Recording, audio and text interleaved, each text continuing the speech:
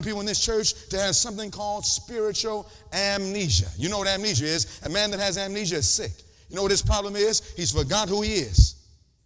You know what our problem is as a church, and especially as adults? As a result, it has trickled down to the young generation. As a church, we have forgotten who we are. And listen, if a man has amnesia, he could be the richest man in the world and live like a pauper.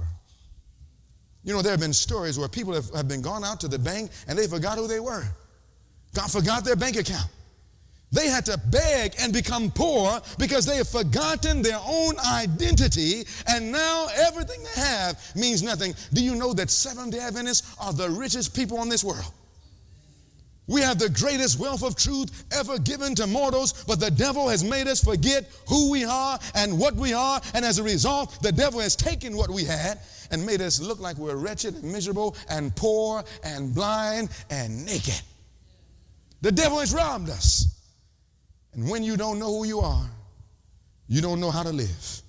You see, when a man forgets who he is, he might start dressing like a woman. When a woman forgets who she is, she might start dressing like a man.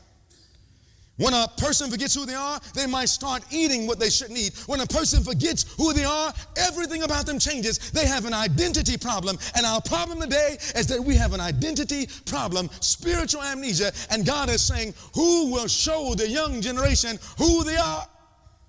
Who will train them up in the way they should go? You see, young people, God has given you something in this church that if you know what it is, you will become wondered at, and the world wants to know this message. You know, the world is dying for what God has given us tonight. And we don't have long to find out who we are. You see, when a man doesn't know who he is, he lets the world define for him everything he does.